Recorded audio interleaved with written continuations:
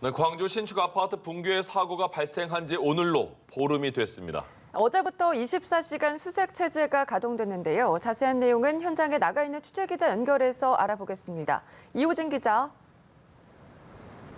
네, 광주 신축 아파트 붕괴 사고 현장입니다. 말씀하신 것처럼 오늘로 사고 발생 보름째를 맞았는데요. 수색 당국이 밤을 지새며 수색 작업을 벌이고 있지만 아직까지 실종자 발견 소식은 전해지지 않고 있습니다. 밤사이 구조대원 66명 등이 투입돼 수색 작업을 벌였는데요. 그동안 집중적으로 수색이 이루어졌던 22층에 쌓여있던 콘크리트 더미를 모두 치운 것으로 알려졌습니다. 하지만 기대했던 것과 달리 실종자는 발견되지 않았습니다. 오늘부터는 23층 이상 상층부에 쌓여있는 잔해물 제거와 수색 작업을 시작합니다. 23층 1호실은 내부가 붕괴해 낭떠러지처럼 끊겨 있고 2호실은 형태가 온전하긴 하지만 천정 부분이 곧 무너져 내릴 듯 불록 내려앉은 상태입니다. 어제 구성된 중앙사고수습본부도 본격적인 활동을 시작했습니다. 소방청을 필두로 수색 작업을 지휘하고 피해자 가족들에 대한 지원 방안도 구체적인 논의를 시작합니다.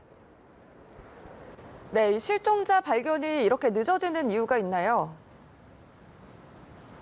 네, 그렇습니다. 지금 가장 큰 문제는 제 뒤로 보이는 붕괴 건물 양 옆에 켜켜이 쌓여있는 콘크리트 더미입니다. 39층부터 쏟아져 내린 콘크리트가 층층이 쌓여 있는 상황인데요. 저곳은 안쪽에서는 구조대원이 아직 진입조차 할 수 없습니다. 실종자 가족들은 저곳에 실종자들이 매몰돼 있을 가능성이 큰 것으로 추정하고 있습니다.